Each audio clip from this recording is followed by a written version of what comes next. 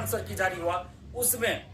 कई आंसर गलत दिए गए हैं, कुछ क्वेश्चन डिलीट किए गए, कुछ के आंसर गलत दिए गए हैं। तो बीपीएससी से हम आग्रह कर रहे हैं कि अभ्यर्थियों द्वारा जो शिकायत की जा रही है उन शिकायतों पे आप ध्यान दीजिए और फाइनल आंसर की में सुधार कीजिए। गलत आंसर पे मूल्यांकन नहीं होना चाहिए, आंसर पहले सही हो उसके आधार पे मूल्यांकन हो। एक क्वेश्चन का आंसर भी अगर गलत दिया जाता है और उसके आधार पर अगर मूल्यांकन होता है, उसके आधार पर मेरिट लिस्ट जारी होता है, तो हजारों मेरिट वाले बाहर हो सकते हैं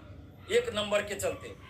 एक क्वेश्चन के चलते, एक गलत आंसर के चलते। इसलिए हम बीपीएससी से आग्रह कर रहे हैं कि बीपीएससी टीआरई 3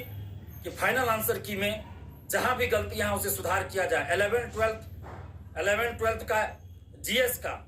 एक्ट सेट में 40वां नंबर क्वेश्चन यूपीआई से संबंधित है, उसमें बाकी के सेट में मॉरिशस आंसर दिया गया है, लेकिन एक्ट सेट में इनमें से कोई नहीं आंसर दिया गया है। यानी कि एक ही एग्जाम में एक ही क्वेश्चन है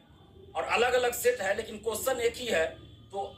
बाकी के सेट में मॉरिशस आंसर और एक्ट सेट में अलग आंसर दे दिया गया है,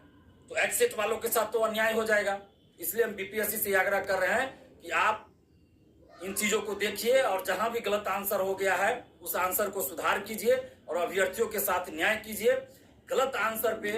रिजल्ट जारी नहीं होना चाहिए। जब आप फाइनल आंसर की जारी किए उसमें भी अशुद्धि है, आप खुद उस क्वेश्चन का अलग अलग सेट में